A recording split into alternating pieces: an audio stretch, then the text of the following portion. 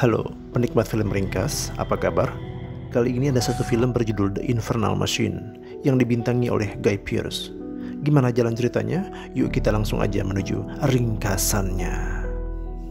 Suatu hari di California Selatan, Bruce Cockburn, seorang penulis buku novel kontroversi, harus mengendarai mobilnya sejauh 14 mil atau sekitar 22,5 km untuk menolak permintaan seorang penggemar bernama William Ducant yang ingin dimentori oleh Bruce untuk buku yang sedang digarapnya. Hari berikutnya, Bruce tetap menerima surat yang sama dari William. Dia mulai merasa tertekan dengan banyaknya surat yang diterima.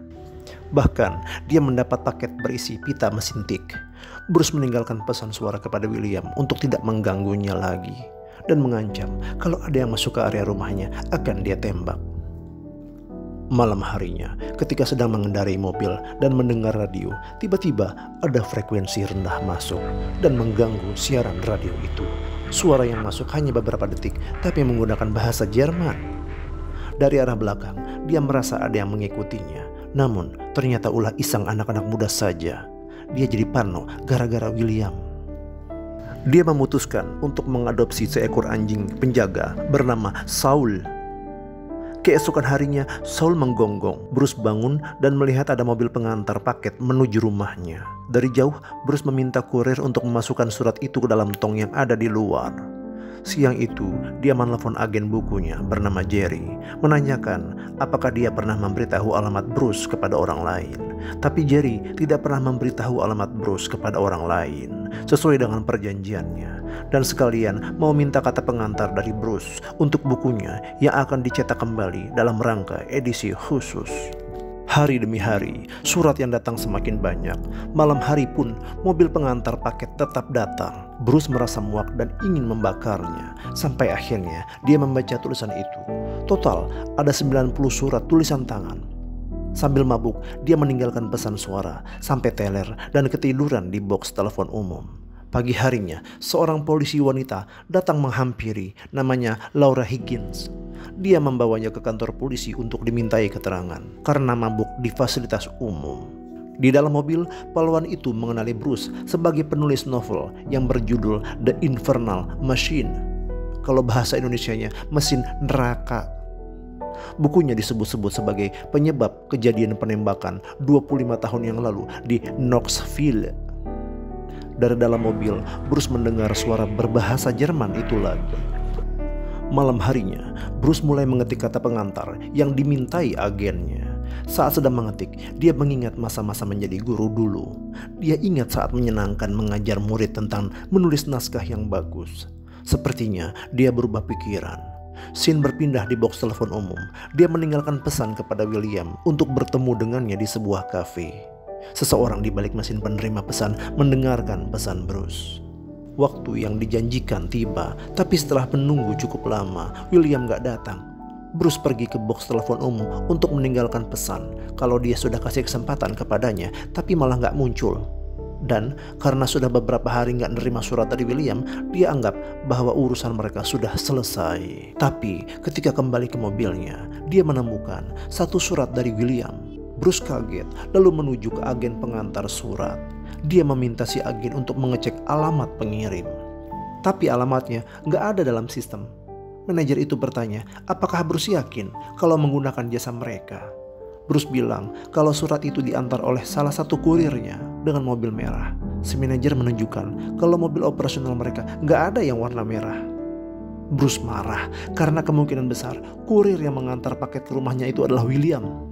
Saat sedang menyobek surat, dia berpapasan dengan Laura dan anaknya. Bruce curhat pada Laura tentang kejadian yang dialaminya. Laura memberi kartu nama kepadanya. Bruce pergi ke warnet. Dia tidak menemukan informasi tentang William Ducant. Lalu, dia mencari informasi tentang alamat pengirim. Keluarlah berita bahwa dulu pernah terjadi kebakaran besar di sana.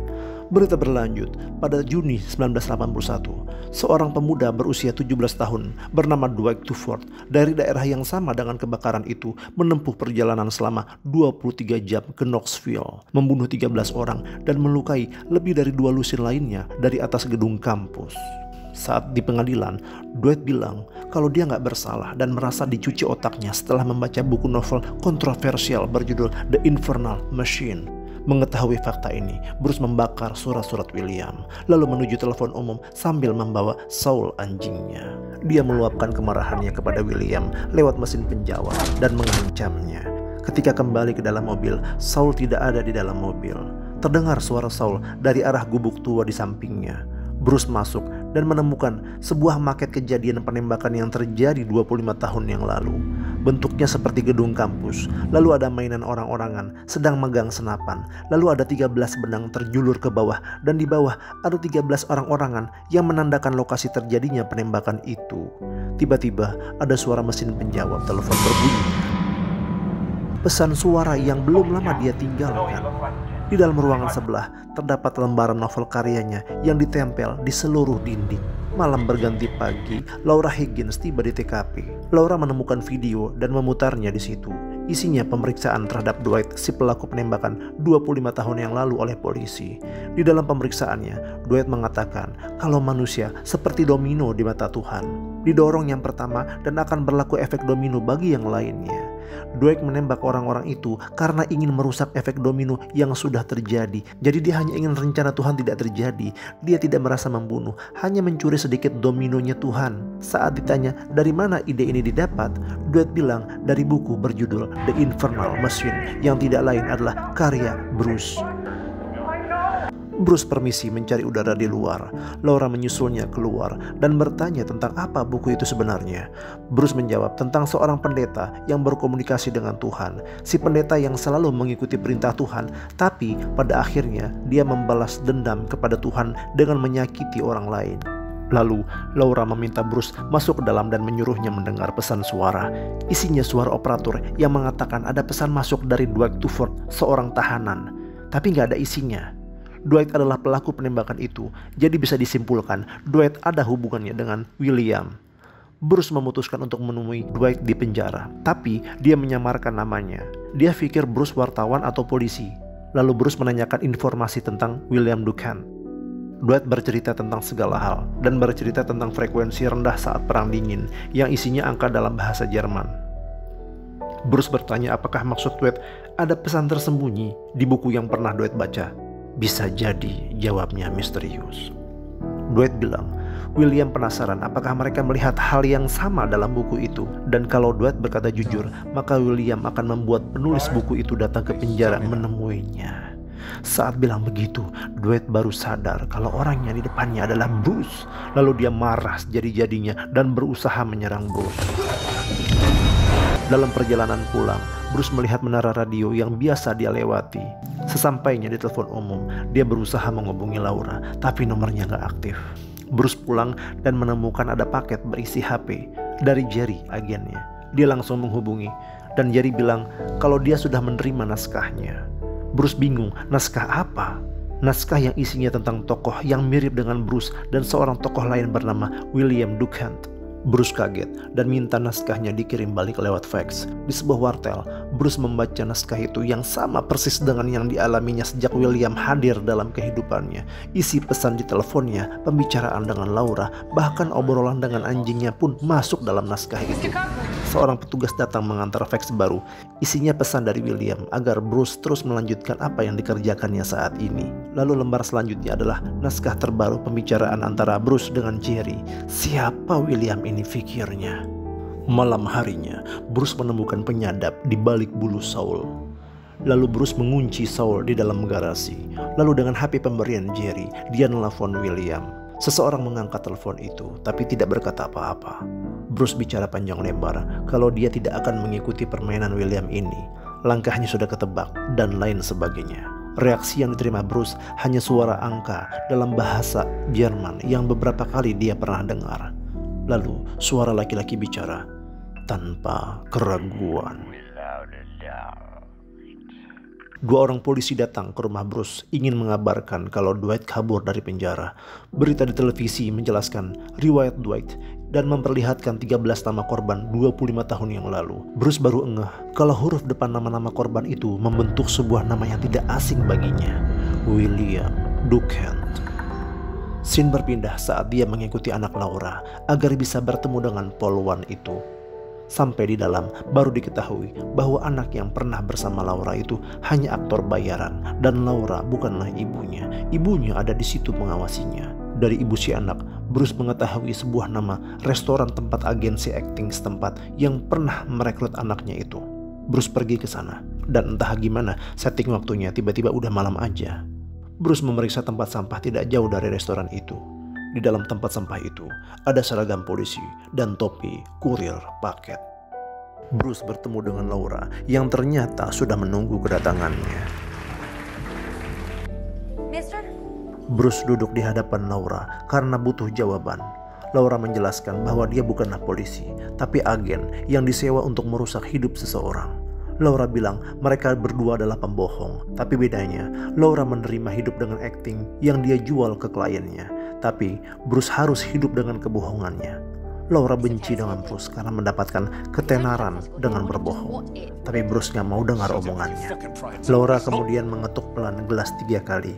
Dan semua pengunjung di dalam restoran itu mengulangi kembali semua yang sudah dilakukan beberapa menit sebelumnya. Jadi semua yang ada di dalam resto itu adalah aktor. Laura pergi meninggalkan Bruce dalam kebingungan dan mengatakan bahwa tidak lama lagi dia akan bertemu dengan orang yang bertanggung jawab akan semua ini. Bruce pulang ke rumahnya dan membuka pintu garasi dan membiarkan Saul keluar dari situ. Lalu Saul berlari ke arah hutan belakang. Suara gonggongan Saul berubah menjadi suara seperti tercekik. Lalu bunyi suara tembakan. Bruce sedang diserang. Dia masuk ke dalam rumah. Beberapa saat kemudian, Dwight masuk lewat pintu. Bruce menyerang Dwight saat dia masuk ke dalam kamar, tapi Dwight lebih kuat. Dwight menindih Bruce sambil mengatakan kalau tulisan Bruce benar-benar luar biasa sampai bisa pengaruhi pikiran dia. Bruce mengambil benda tajam lalu menusukkan ke leher Dwight. Bruce bangun mengambil senapan lalu mengacungkan ke arahnya. Dwight bersandar kesakitan sambil memegang lehernya. Masih dia bertanya, apa intisari dari buku itu sebenarnya? Bruce bilang begini, gue mau aja bilang, cuman bukan gue yang nulis bukunya. Lalu dia menembak mati Dwight. Nah lo. Scene sudah pagi aja, dan Bruce menggendong Saul ke rumah sakit. Sambil menunggu Saul, Bruce menulis sesuatu di atas kertas, lalu pergi ke menara radio. Di dalam, dia mendengar rekaman dalam bahasa Jerman yang sering ia dengar. Terus masuk ke dalam, dia bertemu dengan Elijah, salah satu muridnya dulu. Kondisinya parah, dia duduk di kursi roda dengan luka bakar di wajah dan tubuhnya. Elijah mengaku kalau dia sudah hampir 5 tahun memantau Bruce yang dipanggilnya dengan sebutan profesor. Elijah menekan tombol, lalu bola besi bergulir dan menimbulkan efek domino. Elijah lah yang mengatur semuanya dan ingin Bruce mengikuti alur yang sudah direncanakan olehnya. Ternyata yang menulis buku The Infernal Machine bukanlah Bruce, tapi Elijah, dan dialah William Durkheim. Bruce membela dirinya kalau Elijah pernah membakar dirinya sendiri, lalu sekarat. Orang tuanya bilang kalau mereka akan mencabut alat yang mempertahankan Elijah hidup agar tidak terus-terusan menderita. Lalu Bruce mengambil karya Elijah atas namanya, karena buku itu jauh lebih baik dari buku-buku Bruce yang selalu ditolak penerbit. Dan Elijah kayak mau kasih pelajaran atau hukuman untuk Bruce dengan menebar teror dan mengangkatnya menjadi buku yang kedua. Elijah sudah selesai menulisnya dan mempersilahkan Bruce membacanya. Bruce membaca judulnya The Divine Apostate, tertulis karya Bruce. Bruce bingung kenapa Elijah mau melakukan ini. Bruce bahkan mengira Elijah telah mati. Elijah bilang benar dia mati selama 19 menit. Dan selama dia mati, dia tidak menemukan Tuhan. Elijah kecewa. Selama ini dia mengira Tuhan itu ada, tapi ternyata dia tidak bertemu Tuhan. Baru 19 menit, belum lama itu. Bruce menaruh naskah itu, lalu mengambil perangko yang ada di meja itu dan menempelkan di atas amplop yang dia tulis sebelumnya. Elijah tidak tahu hal ini. Bruce bilang, dia udah cukup memainkan permainan ini. Isi surat itu adalah pernyataan kalau bukan dia yang menulis buku The Infernal Machine. Bruce meninggalkan Elijah yang kebingungan. Bola besi yang tadi bergulir jatuh di atas mouse yang memberi perintah kepada komputer untuk mengirim naskah karya kedua Elijah atas nama Bruce ke Jerry. Elijah tidak menyangka hal ini terjadi. Dia teriak karena tidak berjalan sesuai rencananya. Dan di saat bersamaan terjadi kebocoran oksigen lalu menimbulkan ledakan. Bruce terkena ledakan itu, tapi masih sempat pergi ke kotak pos untuk mengirimkan suratnya sebagai penebus dosa yang pernah dia lakukan. film pun habis. Nah, gitu filmnya guys. Kesimpulannya Elijah nih mau balas dendam ke gurunya, yaitu Bruce, karena udah ngambil bukunya. Padahal Bruce mikir Elijah tuh udah mati. Nah, pelajaran yang bisa kita ambil, kebohongan yang dibuat oleh Bruce ini karena mengakui kalau buku itu sebagai karyanya membuat dia tertekan. Padahal setelah kejadian 13 orang yang terbunuh itu, bisa aja dia bilang bukan dia yang nulis buku itu. Tapi karena nggak mau ketahuan kalau dia penipu sampai harus bertahan dengan kebohongannya. Emang kadang gitu tuh, kalau bohong kita pertahankan akan mudah bikin kebohongan lainnya. Dan perlu seluruh kejadian teror psikologis dulu baru akhirnya dia ngaku. Filmnya lumayan bikin penasaran saat nontonnya, meskipun agak ya lumayan lambat lah temponya. Terus ada beberapa hal yang janggal. Nah, kalau mau tahu apa hal janggalnya bisa nonton video yang berikut ini ya guys. Oke, bantu subscribe, like, dan komennya ya guys.